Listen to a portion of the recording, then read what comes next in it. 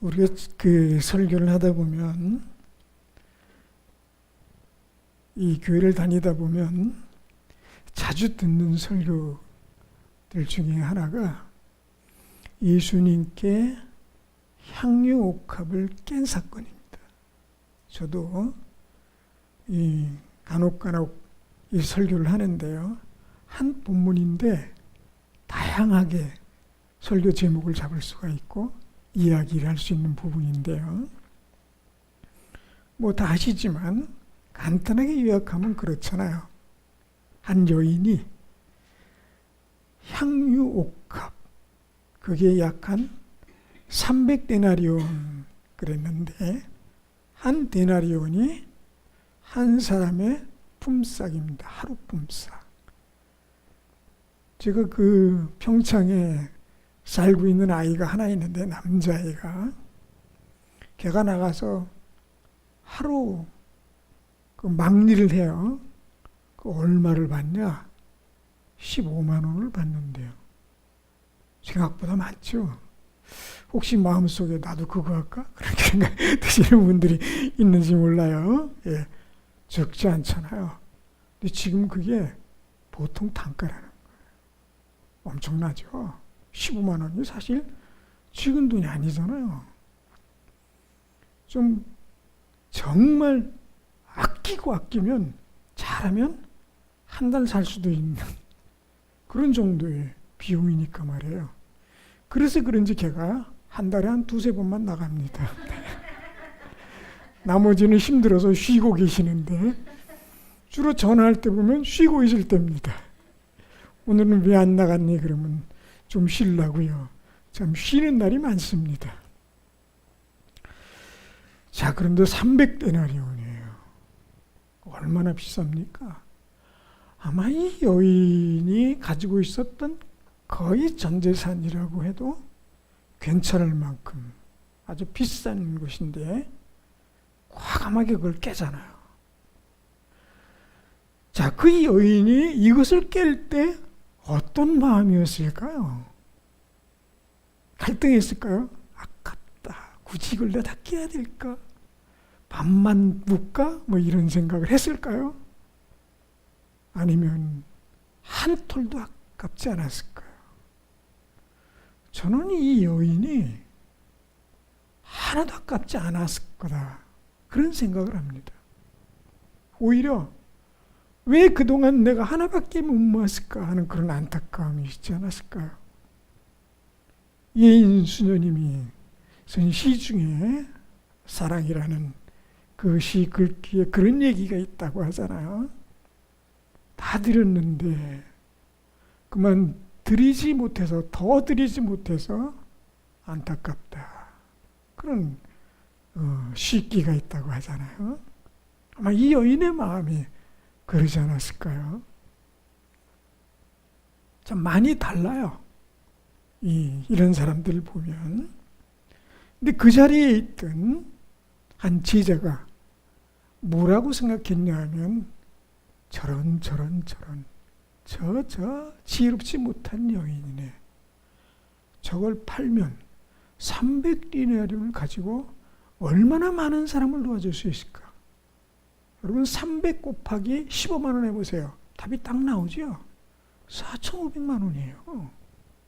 지금도요, 4,500만 원을 여러분 손에 쥐었다. 그럼 어떻게 쓸 것 같습니까?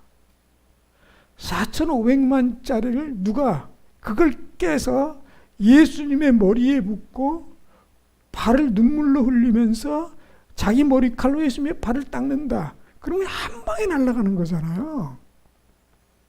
근데 제자가 저거를 선한 사업에 썼으면 좋았겠다. 사업가예요? 자선 사업가? 예. 근데 사실은 예수님께 이 옥합을 깨서 옥합을 쏟는 장면을 본 이 제자는 가룟유다라고, 사실은 직업이 그 도둑놈이에요. 절도인입니다. 예. 여러분 아시는 내용이지만 의외로 유럽에 나가면 이 절도하는 사람이 굉장히 많습니다. 쓰리꾼이라고 그러는데 요즘은 우리나라에 참 많은데 지금은 많이 없어졌어요. 누구 훔쳐가는데 그건 내 가방이야. 그랬더니 그 절도하던 사람들이 그러잖아요. 이건 내 직업인데? 그랬던 것처럼 가룟유다의 직업이 남의 거 훔치는 거예요. 사실은 자선사업의 개념이 아니라 저거를 나한테 바쳤으면 저거 내가 팔아가지고 저거 내가 얼마 띄어먹었을 텐데 이 생각이 머리에 꽉 차는 거예요. 근데 사람마다 다르겠죠. 사업하는 사람은 야, 저 4천만 500만 원 나를 줬으면 저걸로 해서 내가 어떻게 했을 텐데, 사업가. 그리고 저 같은 자선사업가들은 야, 저거를 했으면 어떻게 자선을 했을 텐데 뭐 이런 생각도 할 수 있었겠고요. 사람마다 다 다르겠죠.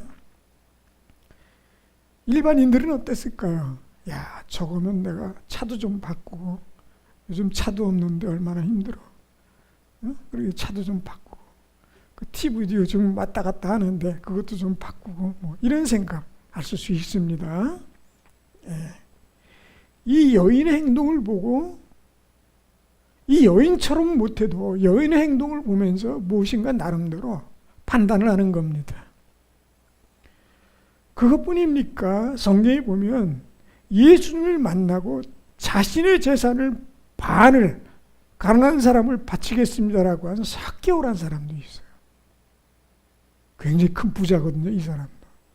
이 지금으로 치면 4,500만 원 정도가 아니라 아마 수억을 바쳤을 거예요, 삭개오가.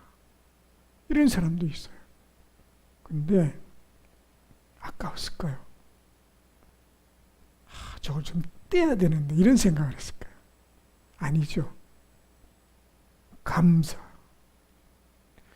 그렇게 하도록 만든 이 내적 변화가 감사, 은혜. 은혜를 주셨기 때문에 감사를 체험하는 거예요. 그리고 드리고도 아깝지 않은 거예요. 뭘 드려도 부담스럽지 않은 거예요. 그것이 시간이 됐든 내 재능이 됐든 재물이 됐든 그렇습니다. 자, 그런데 그 전에 그렇게 되는 과정 중에 제일 첫 번째 어떤 과정을 우리가 거치게 되냐면 자신을 깨닫는 순간이 옵니다. 그것을 나의 발견, 나의 정체성을 발견하는 시간이 오는 겁니다. 그게 없으면 2단계, 3단계로 가기가 어렵습니다. 나는 어떤 사람이었을까 하는 데서부터 출발하는 겁니다. 향유를 예수님께 부었던 여인은 자기가 죄인인 거를 죄인이라고 사람들이 말했기 때문에 죄인이라고 생각했지만 예수님을 만나면요, 그 죄가 더 극명하게 드러납니다. 하나님을 만나는 사람의 특징은 자기 죄의 크기가 결단코 크지 않다는 걸 깨달아야 돼요. 사람들이 혹시 무슨 일을 당하면 꼭 무엇이라고 생각하냐면 내가 이렇게 잘못 살지 않았는데, 그거예요.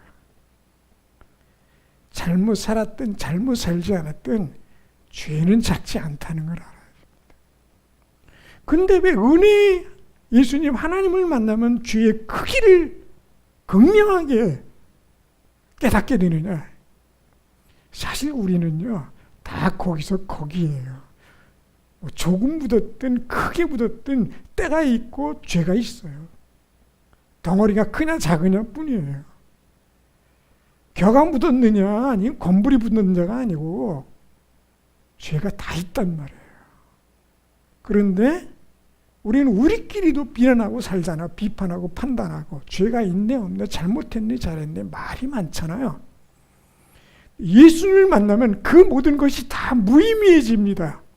너무 깨끗한 분이기 때문에 우리의 죄가 그 앞에 비춰지면 확 드러나는 거예요. 어떤 여자분이 교회를 갔는데 시어머니 때문에, 시어머니가 신앙이 좋은데 권사님이신데 자꾸 교회 가자고 그래서 싫은데 어떻게 한두 번 따라가요. 그 교회에서 부흥회가 있어서 이제 시어머니가 며느리를 이제 전도해야 되겠다 생각하고, 내가 교회를 가는데 요즘 걸음이 불편하니 네가 좀 와서 잘 나를 이렇게 보호해줘라 그랬어요. 근데 알지만 또 시어머니가 그러니 안 할 수가 없었어요. 지금 사람이야 뭐 싫다고도 말하면 옛날 분이야 그렇습니까? 따라갔어요. 그런데 교회에 막 들어가는데 어머님이 교회를 들어가자마자 나오려고 신발을 신발장에 넣어놨고 어머니를 앉혀드리고 나와서 신발을 들고 나오려고 신발을 딱 잡았는데 목사님이 쓱 들어오시면서 아이고 자매님도 오셨네 하고 신발을 딱 뺏어서 신발장에 딱. 야, 이거 그러니 거기서 나갈 수도 없고 앉았어요. 그리고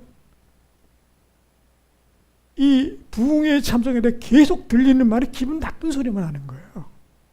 주인이라 그러고 회개해야 된다 그러고. 근데 가만히 생각해보면 뭐 못한 것도 있죠. 몇 가지. 그는 자기가 회개할 만큼의 죄가 없다고 생각했어요. 근데 거의 예배가 끝날 때쯤 성령이 강하게 임하는데요. 제일 먼저 회개의 영이 확 하고 들어오는 거예요. 그러면서 어려서부터 했던 아주 사소한 것까지 마치 필름이 지나가는 것처럼 쫙 보여주는데 그게 그렇게 큰 죄라고는 생각 안 했던 거예요. 엄마 아빠의 거짓말했던 거, 친구들 사이에서 사실이 아닌 걸 말했던 거, 뭐 이런 것까지 샅샅이 보여주시는데 그 죄가 너무 극명하게 어느 것 하나도 지옥에 갈 수밖에 없는 그 큰 죄라는 것을 그때 발견한 거예요. 아주 우습게 생각했던 것까지도 말이죠. 그런데 회개의 영을 내려주실 때 그것을 보여주신 이유는 깨끗하게 하기 위한 거예요. 거기서 완전히 싹 청소가 됐죠. 그리고 딱 깨놨는데 2시간 걸렸대요. 거기서. 자기는 그렇게 시간이 휙 하고 지나간 줄 몰랐다는 거예요. 그러니까 자기 자신을 어떤 사람으로 보느냐, 이것이 우리 기독교인이 제대로 된 신앙생활을 할 수 있도록 하는 첫 걸음입니다. 이 과정이 조금 어설프게 되면 나중에 신앙생활 하면서도 자기가 괜찮은 성도라고 생각해요. 이 과정에서 자기 자신을 제대로 딱 발견했을 때 평생을 내가 하나님의 진정한 주인이었구나 하는 것이 배워서 입으로 되뇌이는 단어들이 아니라 실제로 내 저 속에서 자연스럽게, 그리고 내가 그렇게 깨닫는 거예요. 여기서부터 시작합니다. 내가 죄인이었구나. 진짜로. 나는 예수님이 아니었다면 정말로 지옥에 갈 수밖에 없는 큰 죄인이었구나 라는 것을 자연스럽게 알게 되는 거예요. 그 죄의 길이가요, 세월의 길이만큼 깁니다. 많고요.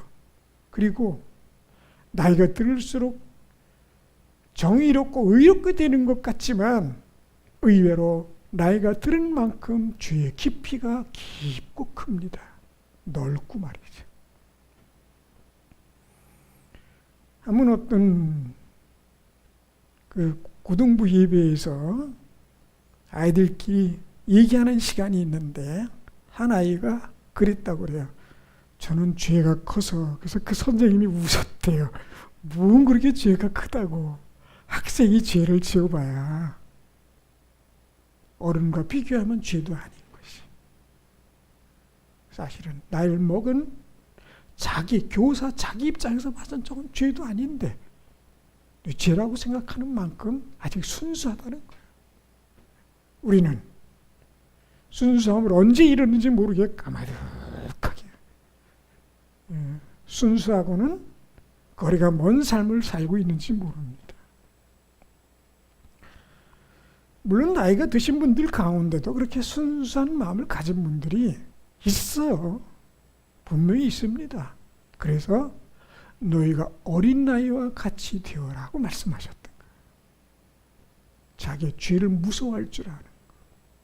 그런데 내가 어떤 죄이라는 것을 깨닫는 거기서부터 시작을 합니다. 그 여인 삭개오 거기서부터 깨달은 거예요. 자기가 얼마나 큰 죄인인지 그냥 들어서 사회적으로는 죄인이라고 그러니까 죄인이라고 생각했어요. 삭개오도 레위인 그 세금을 받는 사람이기 때문에 제가 죄인이라고 자꾸 그러니까 죄인이라고는 생각했는데 그렇게 큰 죄인인 건 몰랐다는 거예요. 예수님 말씀을 듣고 보니까 이게 진짜 엄청난 죄인이었어요. 그리고 그것이 예수님의 말씀으로 예수님의 선언으로 깨끗이 죄 씻음 받은 의인이 되었다는 사실에 엄청난 감동을 받아요. 재산이 문제가 아니라 다 바쳐도 아깝지 않은 거예요. 왜요? 그 형벌이라는 것이 우리가 상상할 수 없는 형벌이잖아요. 지옥에 간다는 것이. 안 가봤으니까 모르시잖아요. 구경도 못 해봤고. 그러나 들리는 말. 유튜브 어떤 거 보시는지 모르는데 유튜브에 보면 지옥에 갔다 온 사람들, 지옥 간증, 임사체험 이런 거 찾으면요 무지하게 많이 나옵니다. 근데 공통점이 있어요. 그분들이 너무너무 끔찍하다는 거예요. 죽었다가 다시 살아난 사람들이 얘기가요. 근데 그 끔찍함이 너무 심해서 다 표현을 못한다. 그런 얘기를 합니다. 그러니 그곳에 갈 수밖에 없는 내가 예수를 믿었다는 사실만으로 천국, 도저히 천국과 미국은 비교할 수도 없는 세상이에요. 근데 지옥이 무서운 건 그 끔찍한 만큼이나 그 길이에 있습니다. 그러니 우리가 지옥에 잘못해서 떨어졌어요. 100년 있다가 또는 1000년 있다가 10,000년 있다가 나올 수 있으면 견디겠어요. 거기는 제일 무서운 게 희망이 없다는 거예요. 벗어날 방법이 없어요. 그렇기 때문에 다른 곳은 몰라도 다른 곳은 몰라도 거기는 안 가면 거기는 안 가야 합니다. 무조건 안 가야 합니다. 그것을 해결한 이 사람들에게 4,500만이 문제입니까? 아니면 수십억이 문제입니까? 이것을 만약에 들어서라도 구원받을 수 있으면 들어야죠.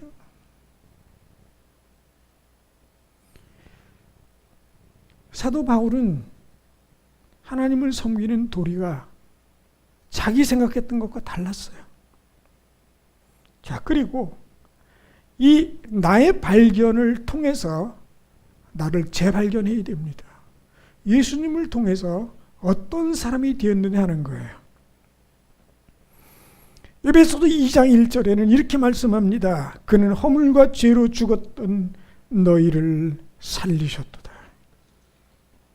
다시 살렸어요. 내가 언제 죽었나요? 저와 여러분이 언제 죽었습니까? 영적으로는 죽었던 자예요. 육으로는 살아서 돌아다녀요. 우리가 보는 이 세상에 눈을 뜨고 살아서 돌아다니는 사람이 답니다. 벌써 죽었으면 그 무덤에 들어갔겠죠.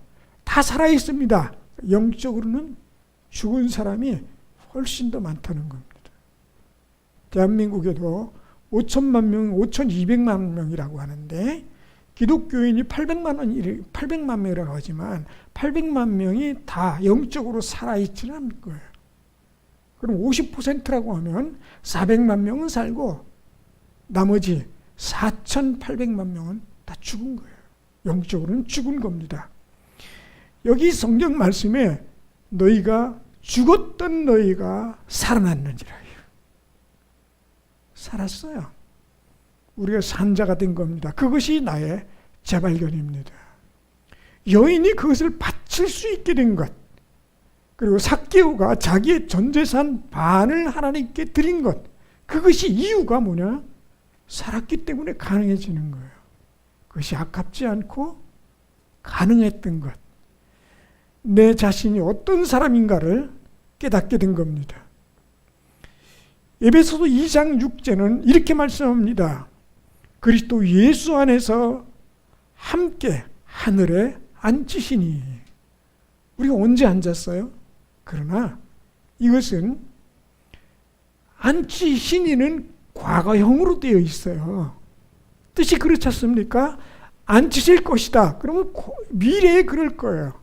그러래 앉으시니. 그러니까 지금 현재, 과거에 이미 우리를 앉히신 거예요. 하늘에요. 갈 거기 때문에요. 완전형이에요. 그럴지도 몰라. 그게 아니에요. 이미 선언됐어요.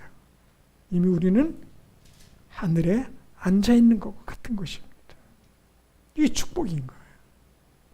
이게 내 자신을 발견하는 겁니다. 그러니 이 땅에서 어떻게 하든지 간에 그냥 모아가지고 그냥 뽐때 있게 살아본다고 이 세상에 매어가지고 죽자사자 사는 거 허무하고 안타까운 겁니다. 우리 자신이 누군지를 발견하면 달라집니다. 살아가는 방식이 다르고 생각하는 방식이 달라지는 겁니다. 자, 그런데 에베소서 2장 8절에는 이렇게 말씀합니다. 너희는 그 은혜에 의하여 믿음으로 말미암아 구원을 받았으니 이것이 너희에게서 난 것이 아니요 하나님의 선물이라. 우리가 한 것으로 보면 죽어 지옥에 가장 끔찍한 처박혀야 돼요. 그런데 거기서 건져주셨어요. 뭘 한 게 있다고요? 뭘 했어요? 과거에 좀 열심히 충성했었나요? 그거 가지고 몇십 년 울고 먹으려고요? 안 됩니다. 하나님께서 그냥 선물로 일방적으로 주어주신 거예요. 한 것 없이. 자, 그 선물을 우리가 주었습니다. 받았습니다. 골로새서 1장 22절에는 이렇게 말씀합니다. 이제는 그의 육체의 죽음으로 말미암아 화목하게 하사 너희를 거룩하고 흠없고 책망할 것이 없는 자로 그 앞에 세우고자 하셨으니. 어차피 우리나 누구나 다 마지막 심판대 앞에 가서 서야 합니다. 그럼 솔직히 쫄리지 않겠어요? 두렵지 않겠습니까? 마지막 심판대 그 자리에서 언도되는 그것이 우리의 영혼의 운명을 결정하는 거예요. 예수를 믿었다고 하는 사람들, 믿었다고 나름 살아갔던 사람들조차도 사실은 좀 걱정되지 않겠습니까? 그런데 예수님 마음속에 확고하게 있다면 두려워할 필요가 없는 게 이렇게 말씀하십니다. 화목하게 하사. 이게 예수님을 만나고 하나님을 만나면 전국 이 하늘나라에 가서 심판대에 앉아 계신 하나님을 딱 보는 순간 하나님을 믿지 않던 사람들은 덜컥 내려앉습니다. 왜요? 상상을 못했으니까. 물론 듣기는 들었을지 몰라요. 그럴 수 있다고 생각할 수 있을지 모릅니다. 그러나 실제로 이게 이렇게 닥칠 줄은 몰랐어요. 그런데 하나님을 아빠로 아는 사람하고 하나님을 심판자로 아는 사람들의 심령은요 다르게 보입니다. 예수를 마음속에 영접했어요.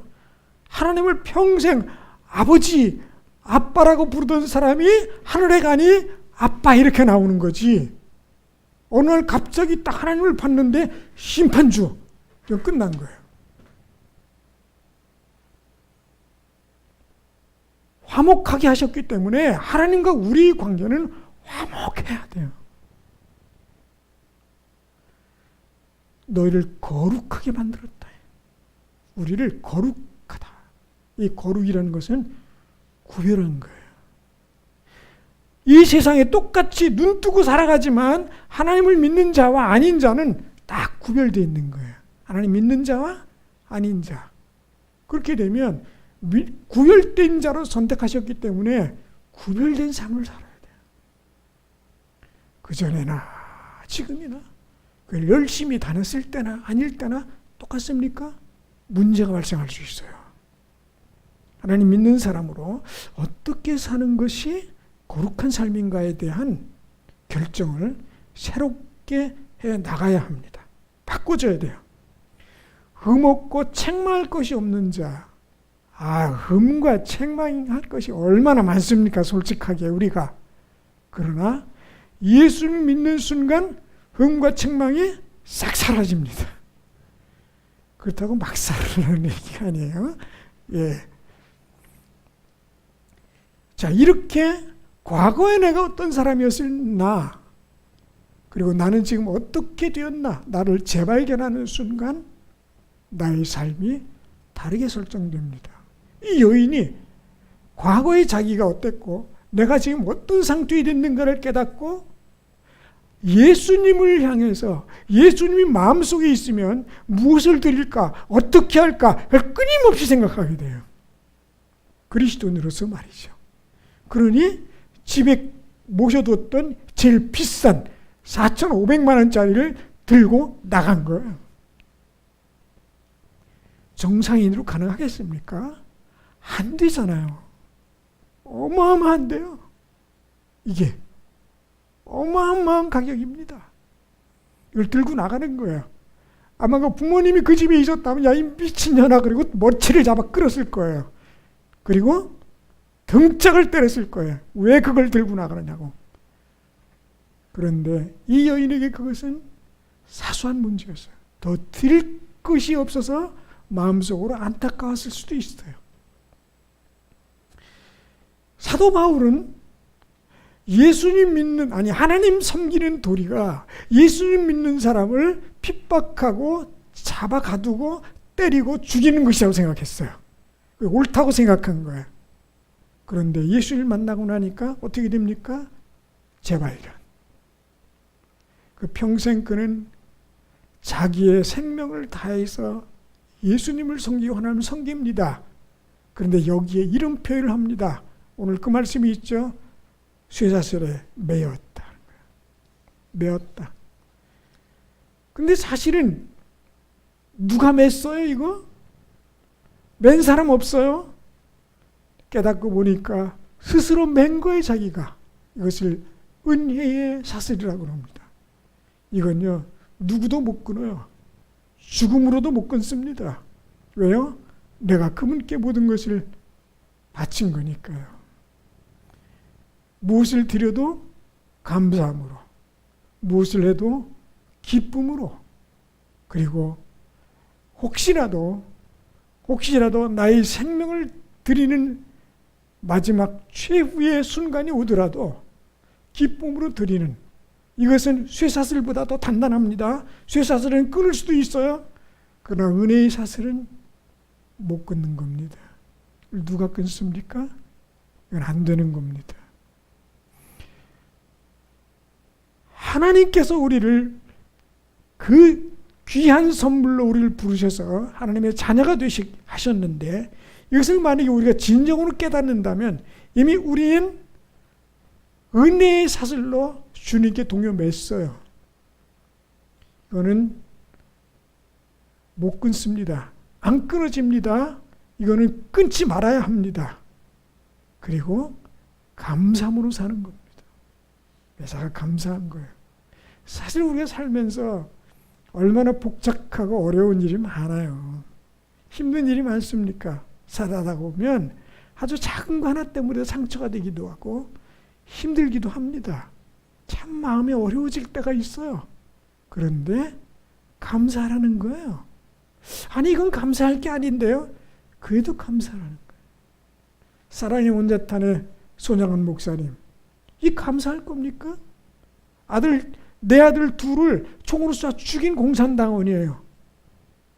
그런데 그 공산당원을 자기 아들로 삼아서 나중에 목사를 돼서 살아갑니다.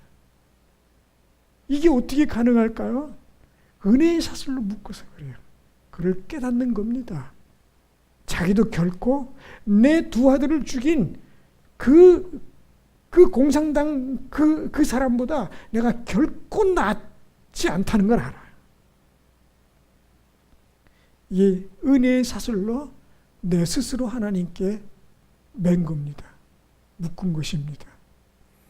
이제 우리가 해야 될 일은, 그렇다면 이 은혜의 사슬로 묶은 내가 무엇을 해야 할까요? 그것은 그겁니다.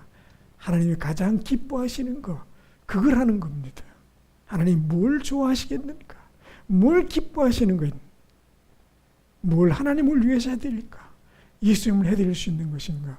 내가 할 수 있는 재능으로, 내가 가지고 있는 것으로, 그것으로 하면 되는 것입니다. 그것이 내가 은혜의 사슬로 묶여 있다는 증거고 확실한 것들입니다. 다 같이 기도하겠습니다. 하나님, 여기 있는 저희 모두가 다 쇠사슬, 그보다 더 강한 은혜의 사슬로 매인밭되어 하나님의 가장 기뻐하시는 것, 하나님이 가장 좋아하시는 것, 예수님을 위해서 할 수 있는 그것, 내 재능, 또 내 소유, 또 내 능력, 내 시간들을 통해 하나님 기뻐하시는 일을 할 수 있도록 은총을 허락하여 주시옵소서. 예수 이름으로 기도드립니다.